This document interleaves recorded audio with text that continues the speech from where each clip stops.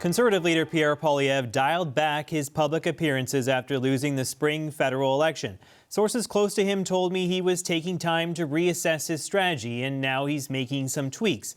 Poilievre faces a must-win by-election in just 1 month, hoping to return to the House of Commons with a seat in the Alberta riding of Battle River-Crowfoot.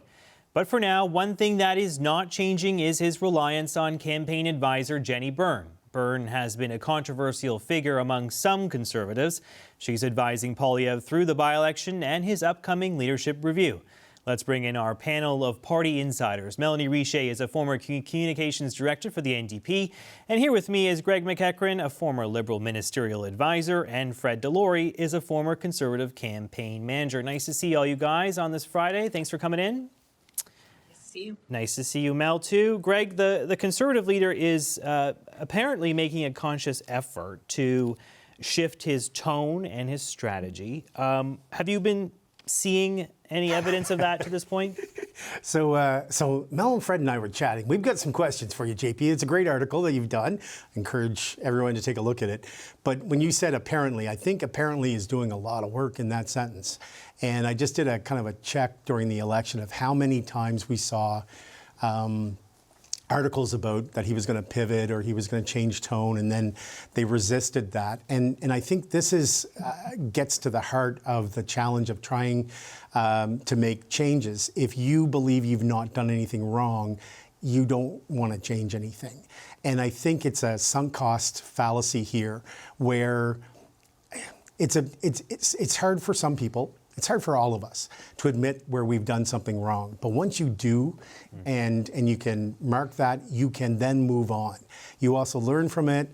Look, in our corporate world, you know, when we've had mistakes in the past and the teams that I've worked on, we found it the easiest way to kind of move on is you let the client, you let the individual know that the mistake was made. You've acknowledged it, you apologize.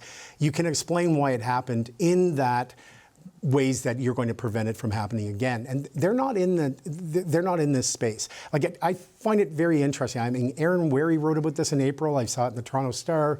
Is he changing? Is he not? But less than 2 weeks ago, he was at the Calgary Stampede. And he started to say, I want to be nonpartisan and welcome Mark Carney. And then he made fun of the way he flipped a pancake. And if you're trying to look at this guy in terms of how he would deal with Trump, he actually sounds like Trump. In the big picture of everything that's going on right now in the world and in Canada with our trade issues, you want to talk about pancake flipping? No one is taking you seriously. So not to take anything away from your article, I know you're reporting what you're hearing and being told, and Steph Levitz earlier this week in the Globe had, you know, there was a rumor going around that Jenni Byrne was done, and this is your job. You need to report this, but I'll believe it when I see it. I mean, Fred, there has been some shifts, at least publicly, in terms of the public-facing attitude of Pierre Poilievre. He's not quite as combative, frankly, as he was, especially at press conferences. He spoke to CBC Radio last week. He was quite generous, frankly, with Carney, saying it's not all his fault that we don't have a trade agreement yet. The Americans have, given us a raw deal, and he's just dealing with their unfair approach to our country and the economy and tariffs. And he was, deferential in a way to the Prime Minister on that. In other spaces, he's been less deferential over the last week. Have you noticed any sort of shift? Do you think that we should read into how Poilievre is approaching the U.S. issue in particular? Is that a suggestion that there might be some changes from him? There's going to have to be some changes, given that his entire message track that he's been on for the last 2 years is gone. Yeah. His opponent, Justin Trudeau, is gone. Those issues are gone. He doesn't know right now what his track is. So there's obviously changes from that, but it doesn't mean it's a conscientious, we're going to try this different approach. I don't think they've figured that out. I don't think they know what they're doing right now. I said months ago, and I'll say it again, they should just be going dark right now and figuring that out. He's got the rest of the summer to do that. He is running in a by-election that he's going to win handily, and he can go back to the House of Commons in late September, early October, have a seat there, and hopefully have some kind of coherent message and plan that they spent these few months working on. We talk about post-mortem. I'm a big believer in doing that. I'm seeing no signs of this actually happening at the level it needs to happen so that we can understand what worked and what didn't. There are some successes we've had in this election. It's not all bad. We have to learn what that is. But we didn't win government. We lost for the 4th straight time, and we've got to figure out why that is and how we get better next time. Mel, have you noticed any changes from Pierre Poilievre? I mean, he's known really as the ultimate attack dog politician. He hasn't been quite as firebrandy as of late, I would say, right? He does seem to be, at least in his public remarks, maybe not online. He definitely takes a different persona online.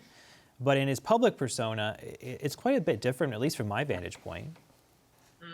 You know, what I've been finding is he seems dejected, right? Like, it's not necessarily that he has changed his tone or that he's changed his approach to how he talks about the issues that matter. He just kind of seems like not maybe unhappy or maybe sad's the way to talk about it. When I hear him talk, he sounds like somebody who's just lost, who is talking and who doesn't really know what to point to for that loss, and he doesn't really know what to say coming out of that loss. You know, when we heard him on the House over the weekend saying, I lost because I told the truth and because public servants didn't like me, it was kind of like, you're not listening, I think, anyways.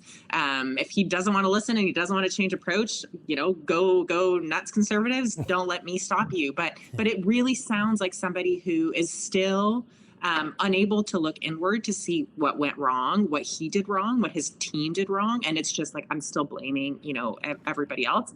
So that's what it sounds like to me, is it sounds like a little bit dejected, doesn't really know where he's going with it. I would say, I think the real test for him, of course, the by-election, which I take Fred's point that I don't think that there's any chance of him losing that. I think the margin of how much he wins that will matter to members as it relates to any potential leadership review. But the real thing, I think, for what it matters to, you know, Monsieur Madame tout le monde, regular Canadians, is what is he saying in September? Is he saying kind of the same things Carney's saying? Does he have a point that's different than Carney's? You know, we saw something in the House in June that we haven't seen in years, which was the Conservative support, the passing of the Liberal bill. So what does that look like in September? Is there a way for him to differentiate himself? What is he saying? Is it connecting with what people are feeling? Or is it just more of this, I don't really know what you're saying, I don't really know what the message is, that we've been seeing over the last few weeks? To your first point, Mel, about being sad, some people were describing it to me as deflated. It's been tough for him to swallow the election result, not only the general election result, but also the result in his riding, and having to go through a by-election process. Like, it has been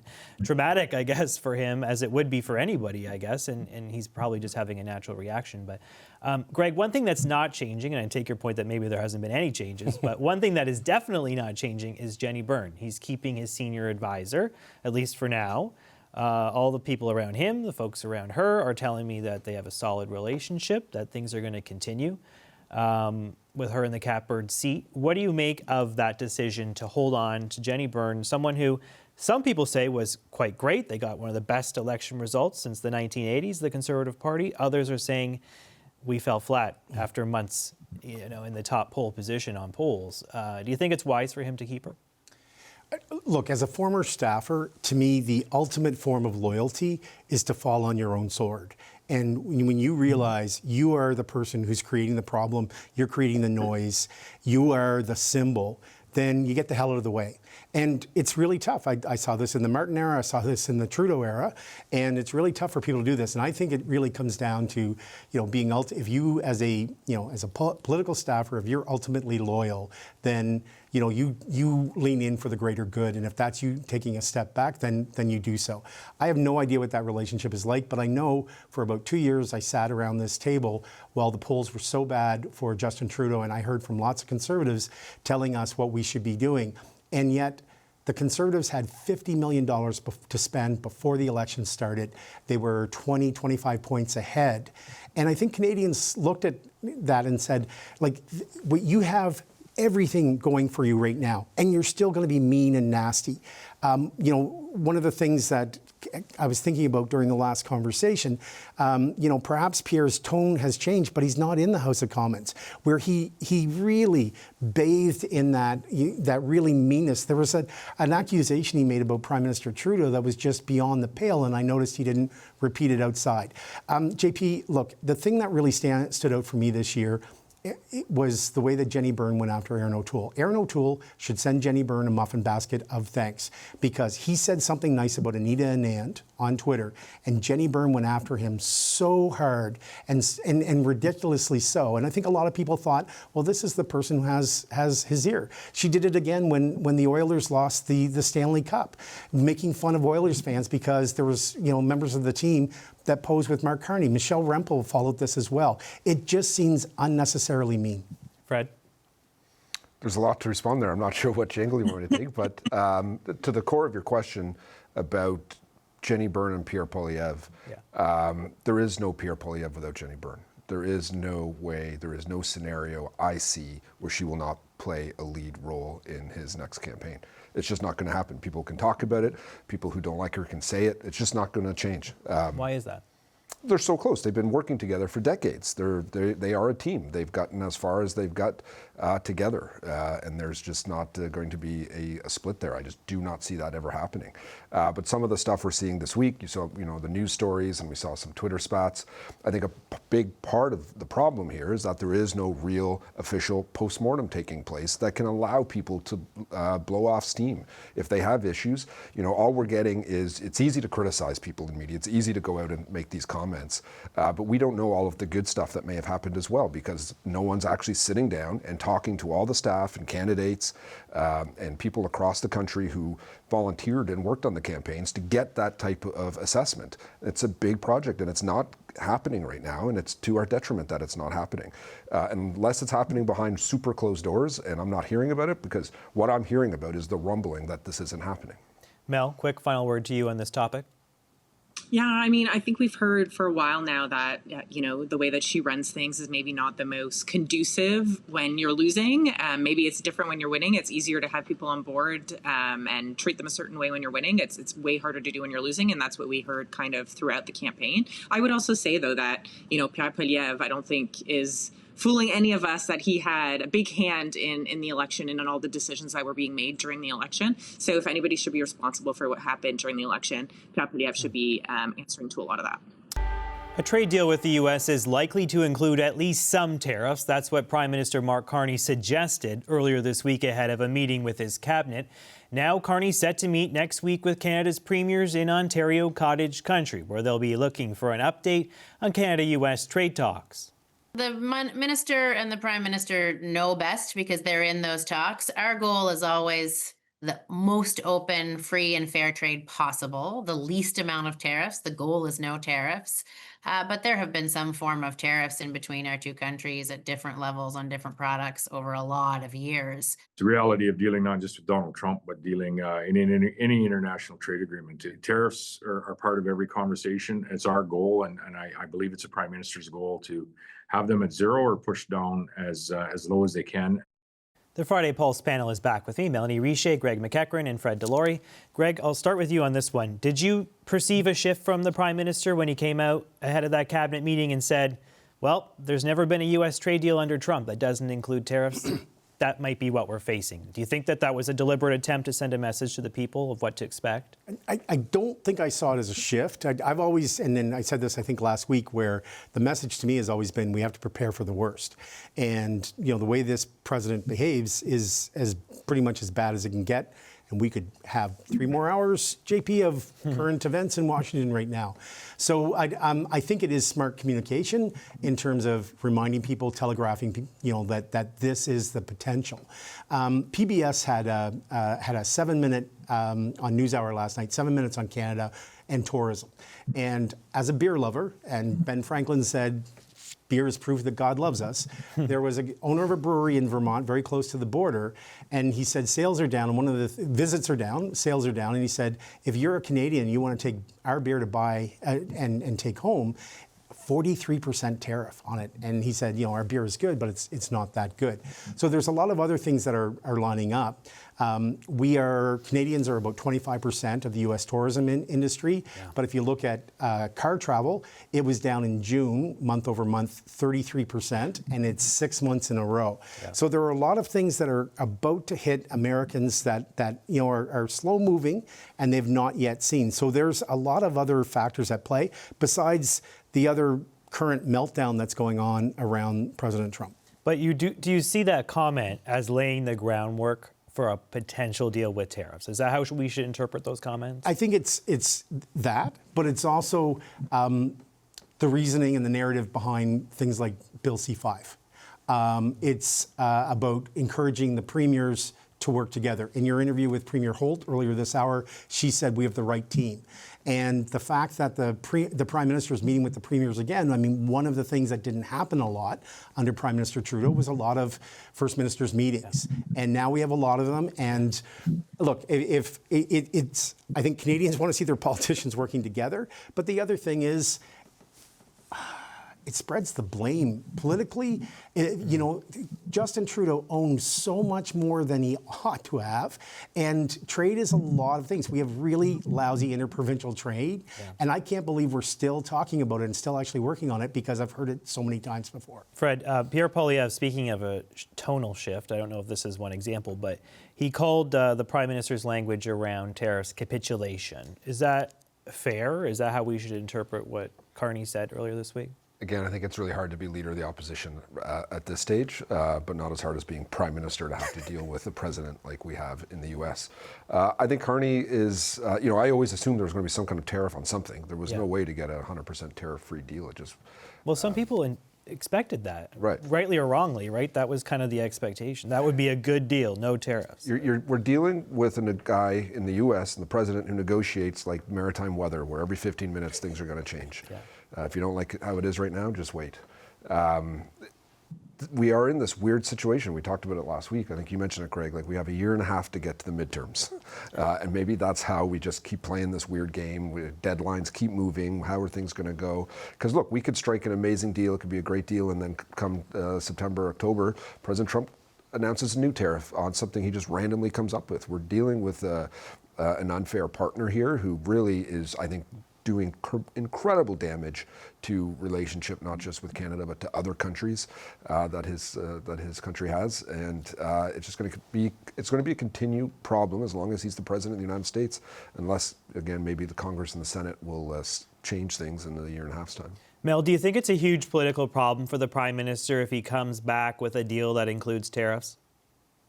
I'm going to disagree with I'm going to disagree with Fred and Greg a little bit. I think they're spending too much time together. They sounded a lot similar there, but which is kind of funny if you look back in the last 6 months. But anyways, what I think is maybe a little bit different is I don't know that the Prime Minister has communicated until now that it may include that. And to your point, JP, I do think that there's a lot of people who assumed, a lot of regular folks who assumed that a deal with the U.S. meant that we would not have tariffs. And I think that's what a lot of people have been waiting for, have been waiting to see the easing of that and the easing of this, tumultuous relationship. I think a lot of folks have empathy for the Prime Minister. They understand that he's dealing with someone who's erratic and who's changing his mind as often as he does. But I don't know that the Prime Minister has set expectations in a way that will leave people feeling like, oh, this is a good deal if it does include tariffs. I think, it was elbows up at first, and then